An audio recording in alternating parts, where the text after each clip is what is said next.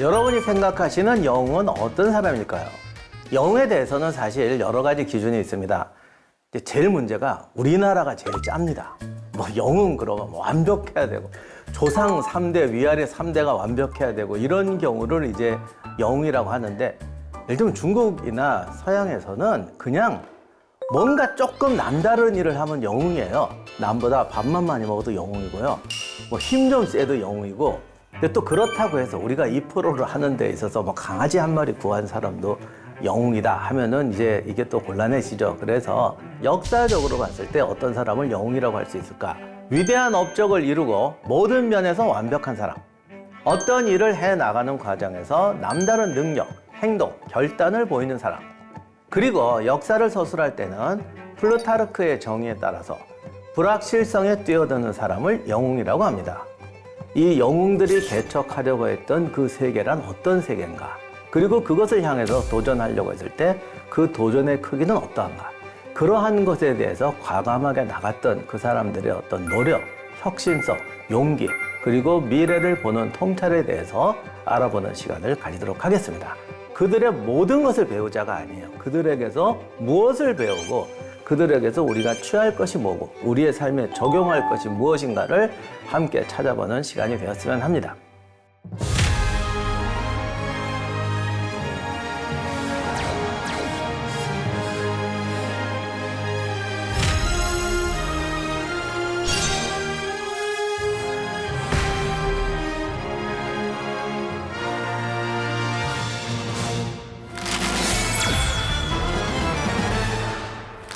오늘의 주인공은 율리우스 카이사르입니다. 황제라는 명칭으로 굳어진 이름이죠. 카이사르. 근데 정작 카이사르는 황제가 못 됐는데 어쨌든 이름은 황제의 명칭으로 남습니다. 독일의 카이저, 러시아의 짜르 등 이 모든 말이 카이사르가 어원입니다. 로마의 정치가이자 장군으로 활약해온 그가 남긴 유명한 말들이 있습니다. 주사위는 던져졌다. 왔노라 보았노라 이겼노라. 이런 명언들은 과연 어떤 배경에서 탄생하게 된 걸까요? 카이사르 일생에서 빼놓을 수 없는 사건이 바로 갈리아 원전입니다. 그를 영웅의 반열에 오르게 한 갈리아로 떠나보도록 하겠습니다.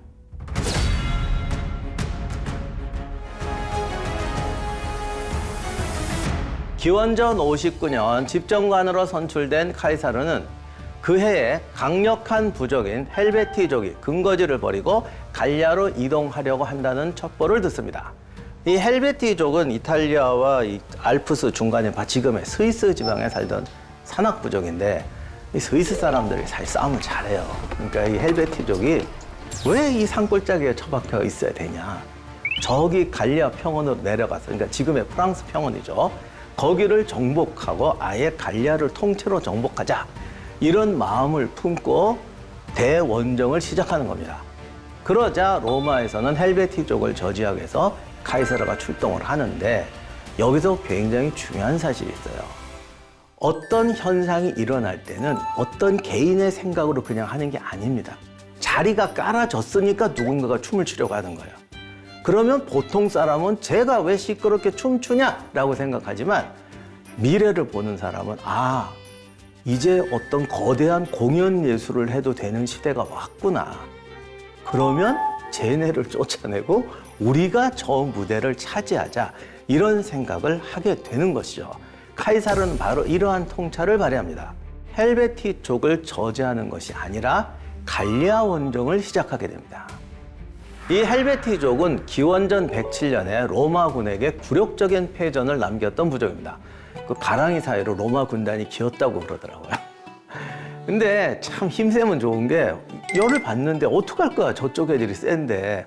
그래서 그때까지 참고 살았는데 헬베티족이 갈리아로 간다고 하니까 카이사르가 겨우 1개 군단을 이끌고 헬베티족을 추격하기 시작합니다.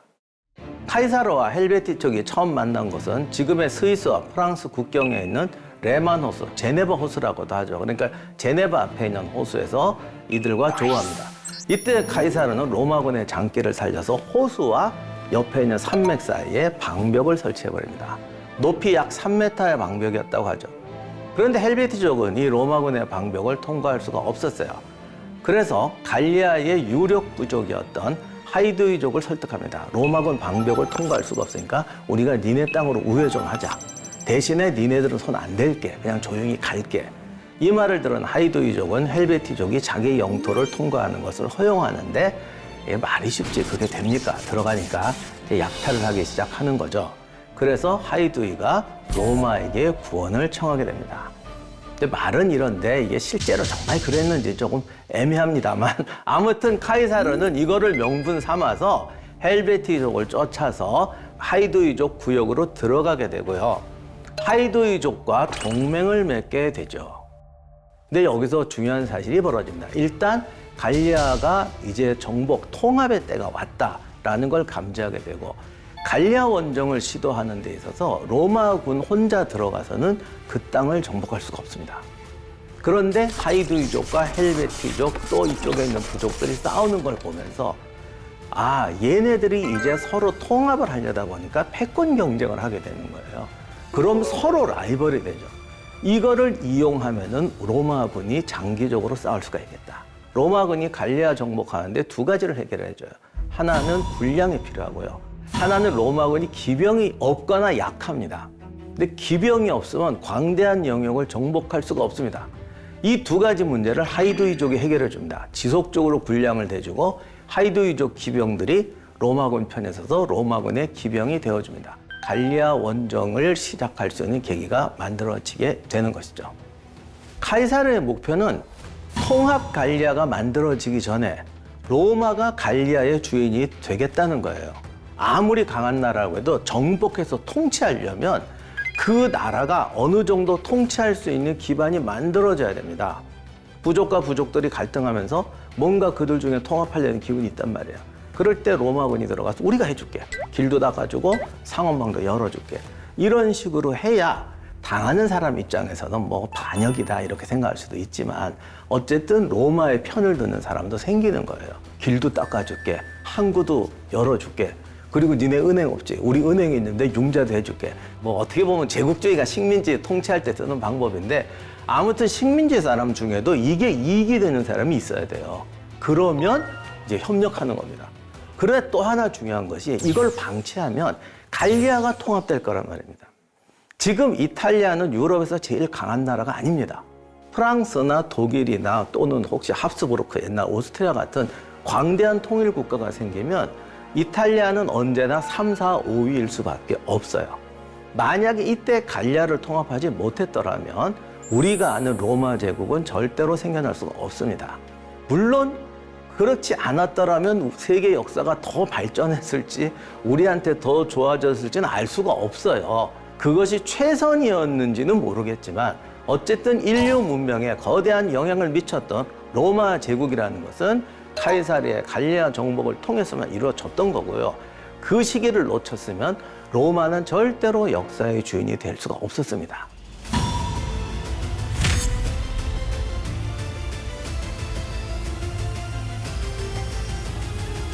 헬베티족과의 전투는 이후로 벌어진 모든 갈리아와 로마군 사이의 전투의 하나의 모델이 됩니다. 사실 로마군이 갈리아군이 되게 낯선 군대가 아닙니다.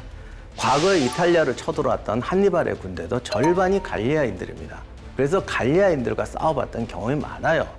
이 갈리아인들은 전통적인 약점이 있습니다. 일단 통합된 지휘체제가 없어요.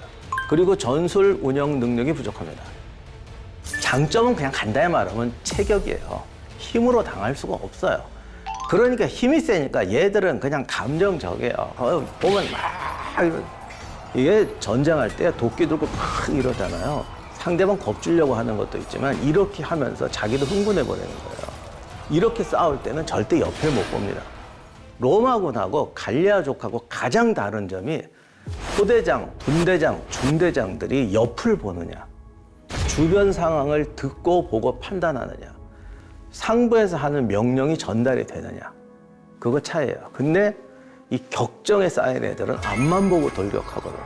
그래서 분명히 두세 명 때려 누웠는데 둘러보면 자기 편이 없어. 이렇게 되는 게 이제 갈리아의 전투죠. 이거를 이미 알고 있었기 때문에 어떤 즉흥적인 행동을 노리고 약점으로 칩니다. 모든 병법에서 강을 건널 때 적을 공격하는 건 군대가 분리되기 때문에 그래요. 그래서 도하작전이 힘든데 헬베티족은 그냥 건너갔던 것 같아요. 그래서 정확히 얼마가 남았을 때인지 모르겠는데 한 20% 정도 남았을 때 쳤을 겁니다. 이렇게 치니까 그 20%가 그냥 전멸해버리죠. 결국은 전쟁에서 전술 능력이라는 건 자기가 원하는 장소, 다시 말하면 자기에게 유리한 장소에서 적이 싸우도록 만드는 거예요. 여긴 두 가지 방법이 있죠. 적을 그 장소로 몰아넣거나 걔들이 우리를 찾아오게 해야 됩니다. 근데 찾아오게 하는 게 어렵죠. 그래서 로마군이 추격하다가 갑자기 돌아가요. 그랬더니 헬베티족이 이게 또 감정이라고 그랬잖아. 저기 도망쳐? 야, 쟤들 뭐 문제 있는 거 아니야? 기회를 놓치지 말자. 바로 쫓아갑니다. 쫓아갔더니 그 로마군이 기가 막힌 지역에 이미 포진을 하고 있는 거죠. 그래서 이 지역이 지금 발굴이 됐는데 대략 보면 산 언덕이 이렇게 삼면으로 둘러싸요.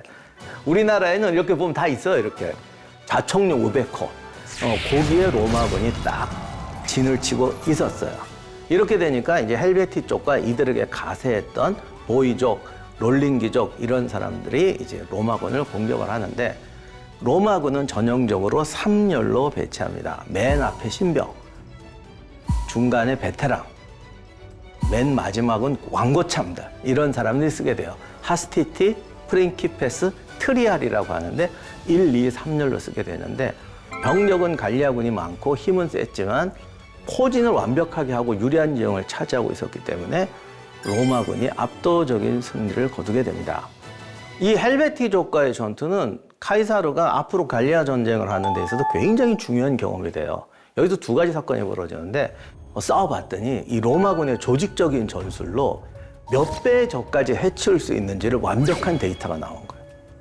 우리가 이 정도 포메이션으로 이런 자리에서 싸우면 10배의 적도 해치울 수 있다. 그 다음에 더 큰 일이 하나 벌어지는데 갈리아족들이 전황이 불리하니까 돌아서 우익으로 측면을 치고 들어옵니다. 보통 이렇게 되면 무너지거든요. 그때 로마군이 1열, 2열을 상대로 하고 3열을 돌려서 측면을 막습니다. 근데 이걸 막아내요. 이렇게 되니까 로마군이 자기 내에 뭐랄까 극한의 전투력을 알게 되는 거죠. 어떤 상황에서 적군 몇 명까지 해치울 수 있다. 이 데이터가 있으니까 적은 로마 군단을 가지고 1000만 명이 넘는 군대가 있는 갈리아로 쳐들어갈 수가 있는 거예요. 카이사르는 여기서 굉장히 중요한 경험을 얻었고 아마 이 데이터를 기반으로 갈리아 원정을 시도했던 것 같습니다. 갈리아 원정을 하게 된 데는 개인적인 이유도 있지 않을까요? 삼두 정치를 하면서 3명 중 내가 가장 밀리더라고요. 무언가 내 능력을 확실히 보여줘야 했어요.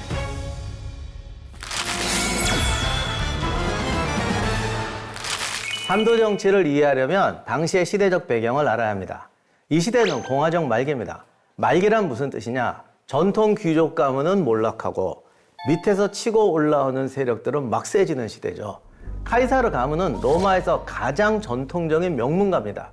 그냥 전통적인 명문가가 아니라 이때까지 생존한 최후의 명문가입니다. 근데 이때쯤 되면 이제 카이사르 집안도 많이 망해가지고 뭐 이렇게 돈도 없고 중간에 이제 평민파와 귀족파 간에 이제 격변이 벌어지는데 이때 수배당해가지고 도망병 생활도 하고 이런 고난을 많이 겪습니다.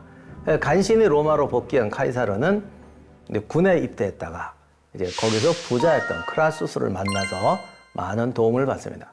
그리고 이제 변호사로, 법률가로, 관리로 조금씩 출세하기 시작하는데요. 이때 카이사르한테 제일 유명한 얘기가 두 개입니다. 하나가 로마 최고의 남봉꾼, 도박꾼. 돈도 없는 것이 왜 또 도박은 그렇게 하고 빚더미에 올라 있습니다. 이 카이사르가 왜 이렇게 빚더미에 올랐냐에 대해서 해석이 분분해요. 그런데 이 도박빚이라는 걸 단순 도박빚으로 생각하지 않아야 될 것 같아요. 원래 뛰어난 사업가는 자기 돈으로 사업 안 해요. 그리고 자기 자본만 갖고 사업하잖아요. 자기밖에 없어요. 그 돈 거래를 하면서 인맥을 만드는 게 가장 훌륭한 인맥입니다.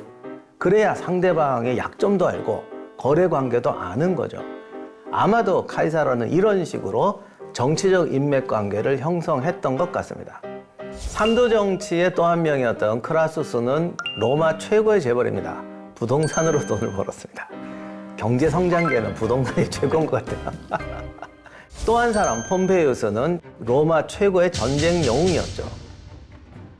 군사적 능력의 상징 폼페이우스, 부의 상징 크라수스. 이 두 사람이 로마의 패권을 두고 싸우기 시작합니다. 폼페이우스는 아버지도 시칠리아 총독이었습니다. 그런데 이 폼페이우스가 진짜 잘생기고 말 잘하고 완전 조각이었대요. 그리고 뭐 사람의 품위, 여유, 인정, 하여간 모든 걸 갖춘 남자. 그래서 젊었을 때 별명이 알렉산더 대왕이었답니다. 그뿐이 아니에요. 23살 때 장군이 되어서 당시 술라와 마리우스라는 사람이 이제 로마의 패권을 놓고 싸웠는데 술라 편이 돼서 마리우스를 격파합니다. 그리고 술라 휘하에서 장군으로 진짜 영광의 길을 걷습니다. 카이사르는 이제 대머리 얼굴이 좀 못생겼죠. 남봉꾼인데 폼페이우스는 또 순정파였어요. 물론 이 로마 시대의 순정파는 지금 기준하고 다릅니다. 연애할 거 다 해도 순정파예요. 적당히 넘어갑시다. 아무튼 알렉산더 소리 괜히 들었겠냐고요. 진짜 최고의 남자였어요. 크라수스는 역시 상류층 집정관 가문이었고 역시 최고의 부자죠. 카이사르는 가문으로는 세 사람 중에서 최고 명문가예요. 하지만 가문의 몰락과 숙청 때문에 입지전적인 과정을 겪습니다. 또 마리우스의 친척이었기 때문에 술라한테 완전히 탄압을 받는데 청소년일 때 누가 그 어린애인데 왜 이렇게 그를 이렇게 잡으려고 그러냐 그랬더니 술라가 제 속에는 여러 명의 마리우스가 있다. 저놈이 제일 위험한 놈이다. 아무튼 이렇게 도망 다니다가 술라가 몰락하니까 기원전 77년에 로마로 돌아옵니다. 그리고 이때 이제 요즘식으로 말하면 변호사가 돼요. 그리고 서민 편에 섭니다. 카이사르가 크라수스와 폼페이우스가 비교하면 돈도 없고 군사적 명예가 없습니다. 로마는 어쨌든 좀 전쟁으로 큰 나라라 알렉산더 대왕 소리는 들어야 되거든요. 이럴 때 헬베티 쪽에 반란이 났고 사실 카이사르는 군사적 원정의 기회를 노리고 있었던 거예요. 그래서 갈리아 통합의 기운과 본인의 욕망이 맞아떨어지면서 갈리아 원정을 시작하게 됩니다.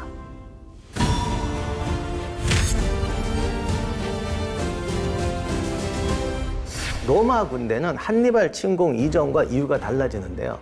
한니발 침공 이전 때는 시민군대였어요. 듣기는 좋아요. 그렇잖아. 시민들이 다 병역을 진다. 가족과 나라를 지키기 위해서 싸운다. 얼마나 멋있습니까? 그리고 그 시민으로 전쟁터에 나가서 리더십을 발휘하고 자기 희생을 발휘한 사람이 지도자가 된다. 얼마나 멋있어요. 로마는 선거할 때 항상 이 우통을 벗어요. 그리고 내 몸에 상처를 봐라. 나는 전쟁터에서 15군데에 배이며 싸웠다. 쟤 봐라. 하나도 없다. 뭐 이렇게 해서 하여간 이걸로 이긴대요. 분명히 지 칼로 그은 애도 있었을 거야. 아무튼 이제 그렇게 됐는데 한니발하고 싸웠더니 박살이 나는 거예요. 이래서 로마 군대가 한니발의 침공 이후에 프로 군대로 바뀝니다. 로마 군들이 3열 횡대로 포진을 하는데 앞에는 신병, 두 번째는 베테랑, 세 번째는 완전 고참 이런 식으로 편제를 해서 고참병에 대한 대우를 해주고요. 그 다음 전술적으로 로마군의 특징이 기동성입니다. 그러니까 기동성이 두 가지 의미가 있는데 잘 뛴다는 게 아니라 그리스의 팔랑크스 전술을 받아들였죠. 이게 방패 들고 막 이렇게 싸우는데 그리스는 좀 미안하게 얘기하면 앞만 보고 싸우는 스타일이에요. 그리고 똘똘 뭉치려고만 그래요. 왜냐하면 많이 뭉쳐서 스크럼 크게 만들어서 미는 게 이기는 거예요. 근데 로마군은 이거를 잘라요. 자르고 뭉쳐있지 않고 100명 단위, 50명 단위로 이렇게 공간을 줍니다.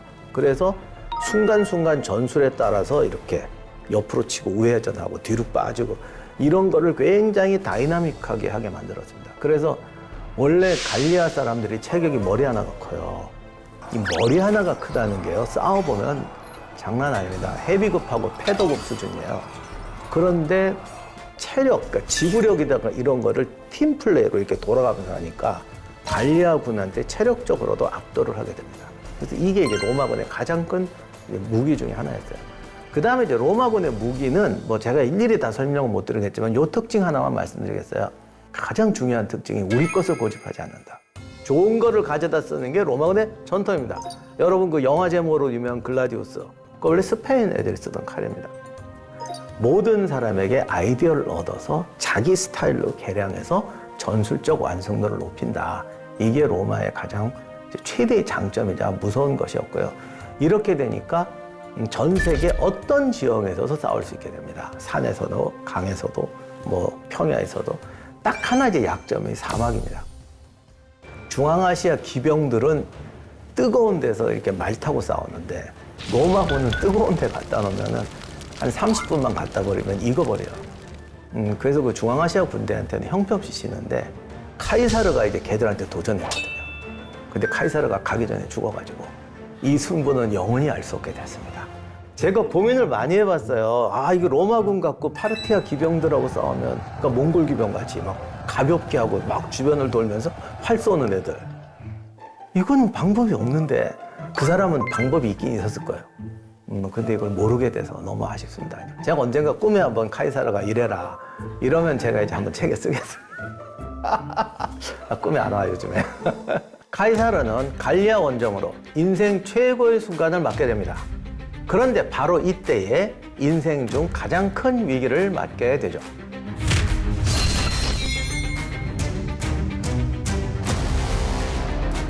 카이사르의 지배를 당하는 갈리아. 하지만 갈리아도 이대로 당하고 있을 수만은 없죠. 그래서 등장하게 된 영웅이 있습니다. 바로 베르킹게토릭스입니다. 사실 이 발음은 정확하진 않아서 정확한 이름은 모릅니다. 근데 뭐 어차피 본인도 못 들을 텐데 어떡하겠어요. 베르킹게토릭스는 프랑스 중남부 지역에 있던 레지옹 지역에 살던 아르베르니족 사람입니다. 이 지역은 지금 프랑스에서는 이렇게 좀 유명하지 않은 지역인데요. 갈리아에서 통합의 기운이 벌어졌다고 그랬잖아요. 이 증거가 베르킹게토릭스의 아버지예요. 그런데 정작 갈리아 사람 중에 나타난 영웅은 부족들에 의해서 살해되고 베르킹게토릭스는 고난을 받습니다. 그런데 카이사르가 와서 갈리아를 정복하고 통합하겠다고 하니까 그제 깨닫는 거죠. 아, 이제 보니 우리 쪽에서 이런 선각자가 있었는데 우리가 몰랐구나. 이러한 베르킹게토릭스의 노력, 사실은 카이사르가 질러놓은 불 때문에 마침내 갈리아 연합군이 탄생하게 됩니다. 그런데 이게 보통 좀 이런 상황에서 이제 대장이 나오면 보통 이러죠. 우리의 전통으로 싸우자. 근데 그렇게 싸우면 져요. 아니, 선진 군대가 들어왔는데 우리의 전통으로 싸우자는 게 말이 돼? 그래서 베르킹게토릭스가 남달랐던 게 로마군의 전술을 연구합니다. 로마군의 장점과 단점을 배운 다음에 우리가 할 수 있는 것을 찾아요. 우리가 공략할 수 있는 게 뭐냐? 1. 로마군은 병력이 적지만 워낙 전술 능력이 뛰어나. 그럼 어떻게 해? 더 최대한 분열된 상태에서 우리가 다수로 공격해야 돼. 이게 절대적인 양의 차이는 전술 능력으로 커버할 수가 없거든요. 그런데 당시 로마군은 여기저기 겨울 수경지를 나눠서 주둔했습니다. 왜냐하면 반란도 진압해야 되지만 한 군데 대병력이 모여 있으면 그쪽에서 이렇게 뭐랄까 색을 많이 걷어야 되잖아요. 그럼 불만이 터지니까 골고루 나눠야 되니까 흩어져 있었죠. 그러니까 가장 공격받기 쉬운 지점에 있는 로마군을 포위 공격해서 섬멸하자고 합니다. 두 번째, 카이사르를 다른 곳으로 유인하자. 그리고 카이사르가 유인되는 동안에 자신들은 프랑스 서부 지역으로 진출하면서 그쪽에 있는 프랑스, 벨기에 부족을 연합시켜서 아무리 로마군이 잘 싸워도 이길 수 없는 절대적인 대병력을 만들자. 이런 작전을 쓰게 됩니다.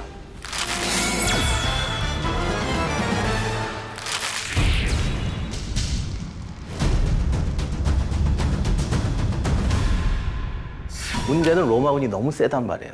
이제 거의 다 정복이 됐어요. 그래서 반란을 일으키면서 몇 가지 기가 막힌 전략을 씁니다. 먼저 베르킹게토릭스의 기반은 이쪽들이었어요. 이쪽 부족들이 연합을 했는데 로마군에게 대항을 하려면 전 갈리아를 통합시켜야 될 거 아니에요. 그런데 이들을 통합시키려고 하는데 로마군이 쳐들어오면은 또 로마군 편으로 붙어버리겠죠. 그래서 유인작전을 씁니다. 먼저 이 프로반키아라는 지역이 굉장히 산악 지역이라 경계가 있는데 이 지역 쪽에서 반란을 일으키는 것처럼 해서 이탈리아에 있던 카이사르가 이쪽으로 오도록 유도를 해요.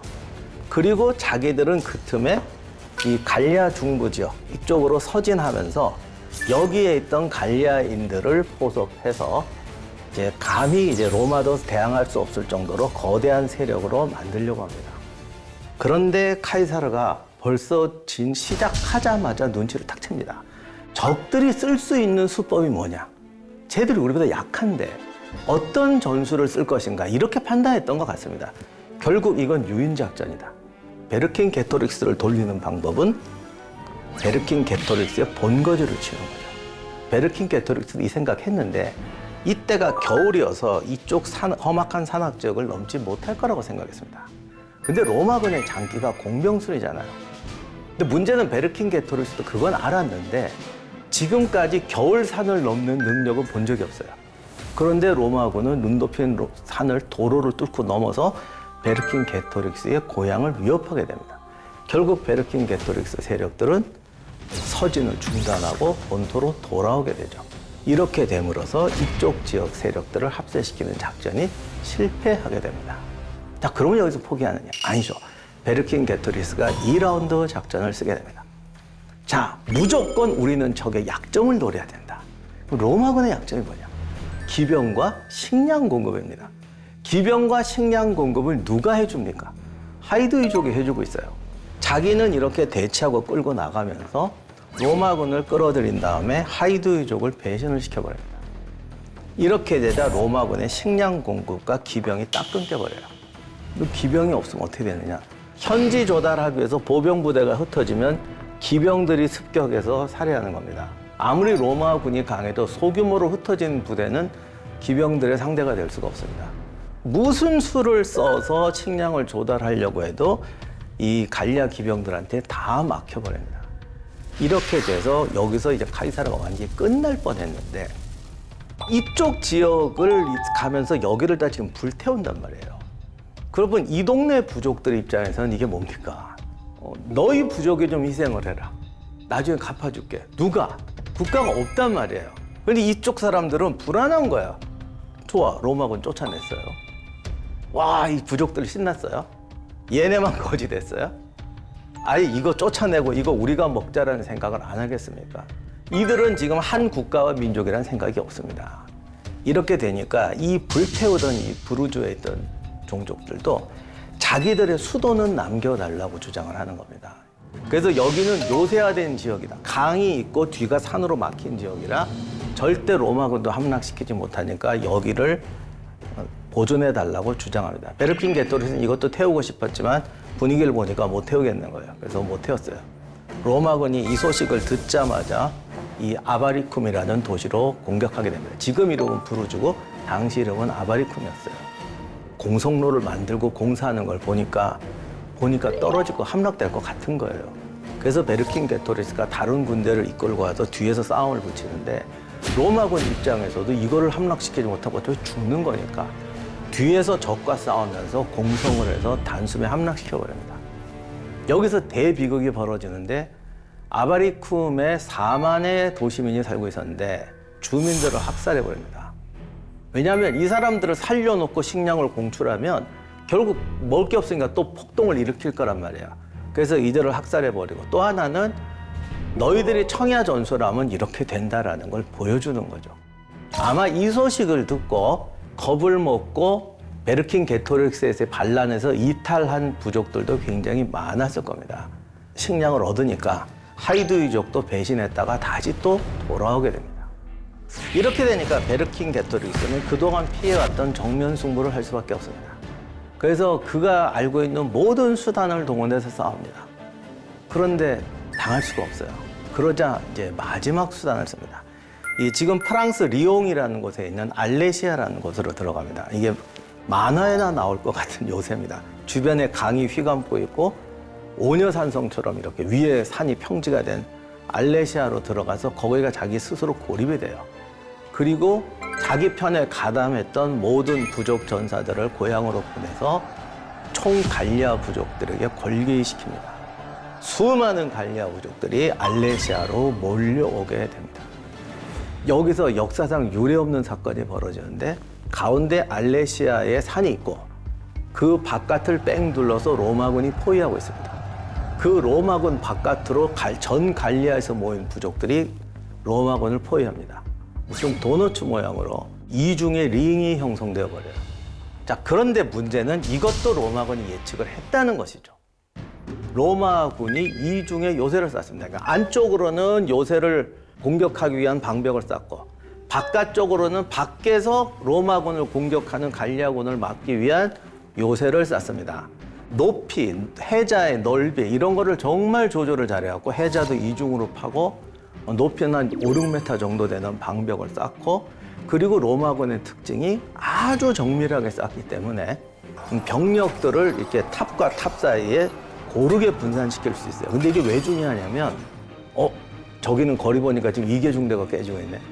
야, 그러면 1개 중대를 보내야지. 이런 식으로 해야 되는데 적이 들어오는 진격하는 속도, 아군이 무너지는 속도를 어느 지형에서든지 정확하게 판단할 수 있고 어떤 병력을, 몇 명의 병력을 보내야 되는지 정확하게 알 수가 있는 거예요. 이 방벽이 뚫리는 시간이 5분, 10분인 경우도 있어요. 그 5분, 10분 사이에 주변 병력을 배치해야 되는데 주변 병력을 뺐다가 이쪽이 또 구멍이 뚫리면 안 되잖아요. 그러니까 이런 거를 효율적으로 하기 위해서는 정확한 규모가 필요한 겁니다. 살려주세요. 1번 탑이 무너져요 라고 말할 때 벌써 들으면 병력 규모가 다 나오는 거예요. 이게 표준화의 힘이에요.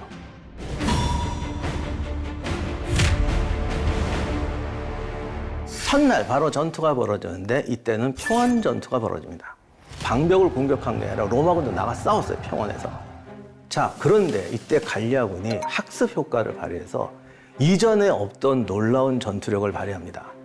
이 아들이 로마군처럼 기병, 보병, 궁병, 경보병 이렇게 다 편제해가지고 이게 전에 없던 다이나믹한 이제 팀 플레이를 하는 거죠. 근데 문제는 포메이션까지는 갖췄는데 얘들이 이렇게 싸워본 적이 없잖아요. 로마군이 요게 벌써 눈치를 채고 정면 승부를 안 하고 이게 지구전을 보면서 살살 지치게 만드는 것 같아요. 그래서 이렇게 흔들다 보면 갈리아군은 통합 관리가 안 된단 말입니다. 그러면 예를 들어서 궁병은 반드시 보병 뒤에 있어야 돼요. 그리고 기병이 엄호해줘야 돼요. 이렇게 싸우다 보니까 점점 이렇게 느슨해지면서 갑자기 궁병이 앞에 노출되는 거죠. 보병 부대가 이리 뛰고 저리 뛰고 하다가 그 순간에 로마군 기병이 가서 덮쳐서 궁병들을 쓸어버립니다. 이런 식으로 해서 첫날 평원 전투에서 갈리아군의 사기를 많이 꺾고 손상도 많이 시키게 됩니다.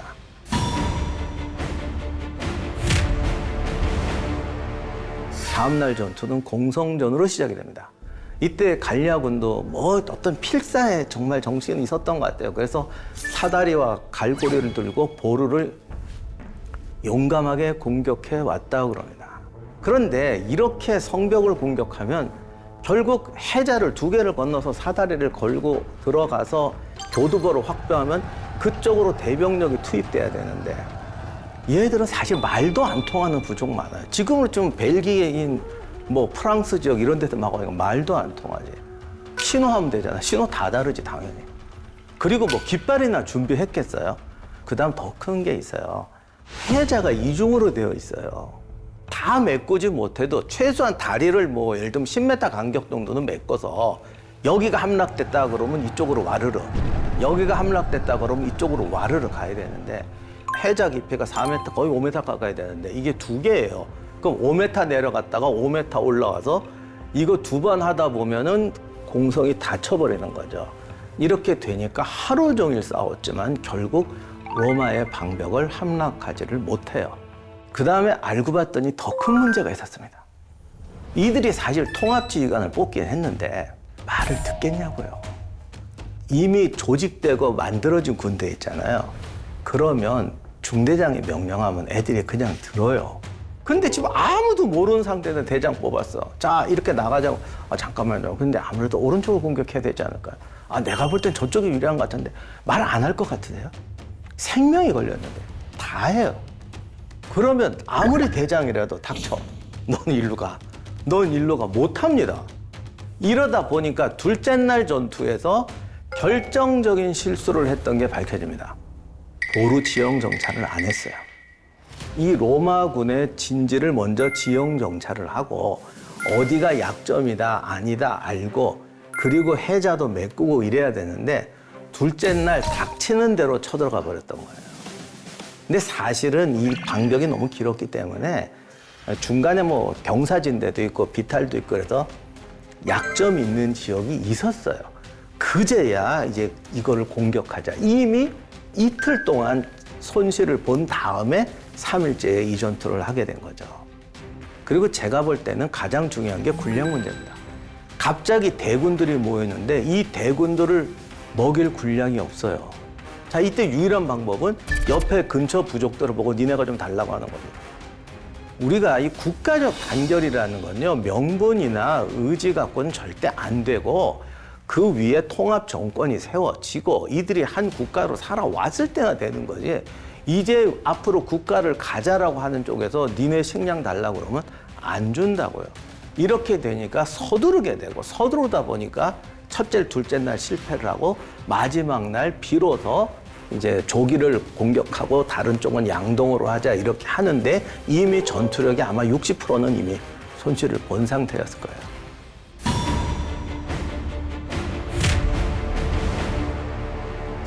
너무 많은 병력도 동원하면 안 된다 그래서 로마군의 약점이었던 북쪽 지역에 가장 전투력이 강한 6개 부족만 선발해서 투입을 합니다.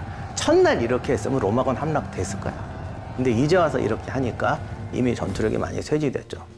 이제 안에도 연락을 해서 안과 바깥에서 동시에 공격하자고 그러는데 여기서 또 미스터리가 정오에 공격을 해요. 아침부터 했더라면은 로마군이 체력이 떨어졌을 수도 있어요. 그 왜 정오에 했을까? 여기 일설은 아침에 안개가 많이 낀대요. 두 번째는 6개 부족만 투입하는데 이미 병력이 반나절 이상은 싸울 수가 없는 거죠. 군대가 100병자 나오면 15분도 못 싸웁니다. 그런데 병력이 충분하지 않으니까 한 번의 공격으로 끝내야 된다라고 하니까 가장 날이 밝을 때, 환할 때 시작해서 어차피 저녁까지 데드라인 사이에 전투를 끝내야겠다라고 생각했던 것 같습니다. 자, 이렇게 돼서 그래도 최후의 공격이 벌어지고 이때는 로마군도 약한 부분을 찔렸기 때문에 이제 굉장히 고전을 하는데 이때 카이사르가 또 영화에 나오는 것 같은 작전을 씁니다. 이건 여러분이 영화에서 너무 많이 봐가지고 이젠 좀 진부한데 예비대를 가장 적절하게 운영해서 결사적으로 막아냅니다. 그리고 여유 없는 지점과 여유 있는 지점을 정확히 파악해서 병력을 조금씩 덜어내면서 길을 쓰고 막아냅니다. 그런데 아무래도 오늘은 적이 세단 말이에요. 결국은 무너질 거란 말이죠. 무너지는 순간에 대해서 최후의 방어 전술을 마련해 놓습니다. 왜 무너지려고 할 때 오히려 병사를 모아 돌격하자. 근데 이거 왜 그런지 아세요? 공격하는 쪽이 체력이 훨씬 많이 들어요. 이제 최후의 순간이 왔다. 이래도 죽고 저래도 죽는다. 에라 이럴 바에는 앉아서 지키는데 나가서 싸우다 죽자. 이거는 영화가 지체 잘못되는 거예요. 그렇게 하는 게 아니야. 전쟁은 과학이야. 방어하는 쪽에서는 최대한 끌면은 결국 체력을 쟤들이 먼저 소모하게 돼 있어요. 그래서 우리가 최대한 지켜서 거의 마지막 공세다 싶을 때는 체력적인 차이가 납니다. 이때 잔존 병력을 모아서 오히려 공세로 나가면 적이 무너지게 돼 있어요. 그래서 마지막에 가장 취약 지점에 격파되려고 할 때 무려 40개의 대대를 모아서 일제히 공격으로 나갑니다. 갈리아 부족들이 무너지고 이 마지막 남은 6개 부족이 무너지면서 주변에 있던 갈리아군은 더 이상 싸우지 못하고 후퇴하게 되죠.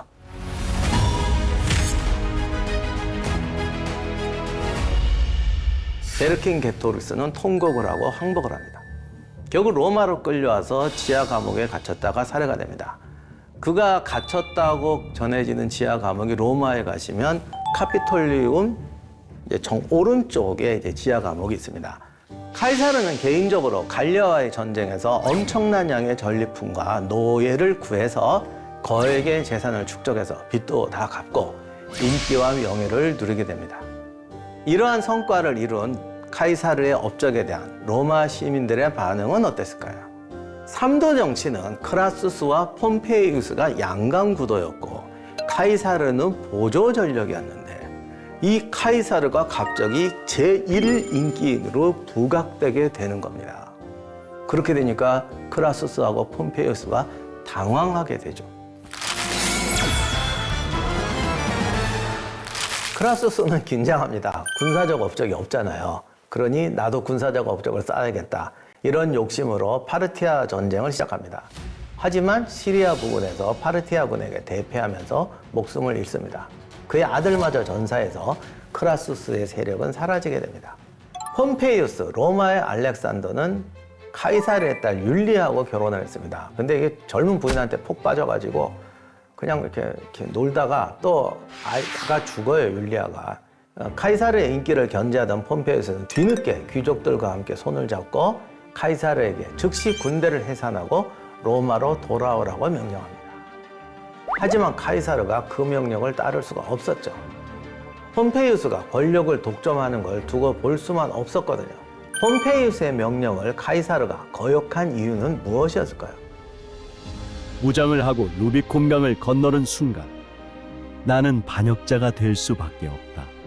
주사위는 던져졌다. 카이사르가 폼페이우스와 대립하게 되면서 로마가 두 쪽으로 갈라져서 내전이 벌어지게 됩니다. 폼페이우스는 자기의 군대를 모으기 위해서 이탈리아를 떠나 그리스까지 가게 되죠. 그를 쫓아서 카이사르는 원정을 갔고요. 폼페이우스를 끝까지 쫓아간 끝에 카이사르가 승리합니다. 왔노라 보았노라 이겼노라, 이 말이 이때 나옵니다. 내전의 승리로 1인자가 된 카이사르는 스스로 자신을 독재관으로 임명합니다. 이 독재관이 어감이 좀 그런데 요즘 말로 하면은 그러니까 전시체제의 지도자입니다. 로마는 원래 집정관이 둘인데 전쟁이 나면은 이게 아무래도 통일된 권력을 가져야 되잖아요. 그때 임명하는 게 독재관입니다. 그 독재관으로 임명하고 임기를 10년으로 바꿉니다. 그러니까 하나의 관직처럼 만들어 버린 거죠. 그리고 본인이 종신, 호민관, 감찰관, 대제사장 뭐 이거를 다 하고 그냥 통합해서 국가원수라고 자기가 칭하게 됩니다. 그리고 자신 스스로를 신격화하기 시작합니다. 갈리아 원정기에서 카이사르는 3인칭 화법을 씁니다. 내가 하는 게 아니라 내 이름을 막 대면 사람 머리에 각인이 될 거 아니에요. 발음도 좋잖아요. 이름 정말 잘 잡아요. 이 카이사르라는 이름이 각인되기 위해서 자기 선전을 엄청나게 한 거예요.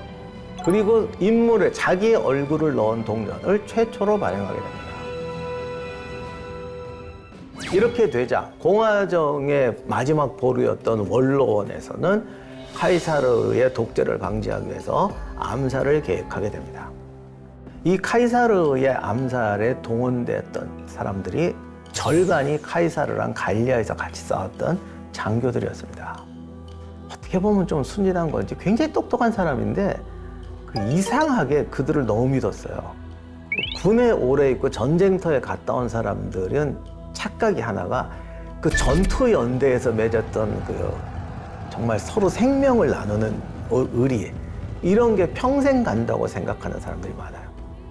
근데 제대하는 순간 이 사람들은 민간인이 되고 민간인이 되면 이해관계가 달라지게 되는데 사실 카이사르는 평민들의 지지를 얻어서 황제가 되는 겁니다.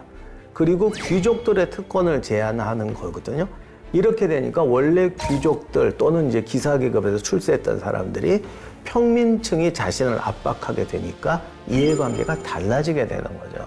아무튼 전쟁터에서 자기 수족들이었으니까 이렇게 될 거라고 믿었던 모양이에요. 그래서 이제 방심하고 들어갔다가 이제 암살을 당하는데, 그러다 보니 이제 브루투스가 이제 그 주동자의 한 명으로 나오게 되죠. 다만 이제 마지막에 카이사르가 막 이러다가 브루투스가 거기 칼을 들고 덤비는 걸 보고 브루투스 너마저 그러고 뭐 이렇게 포기하고 죽었다고 되겠는데, 브루투스 너마저는 그 연극에서 나오는 말이고 사실은 그런 말 안 했다고 그러고요. 그다음 더 골치 아픈 게 브루투스가 둘이에요. 그래서 그 마지막에 일격을 가했던 브루투스가 우리가 아는 브루투스냐, 그리고 군단장 브루투스가 한 명 더 있습니다. 누구냐 갖고 지금도 싸우고 있는데 아무튼 브루투스가 중요한 역할을 했습니다.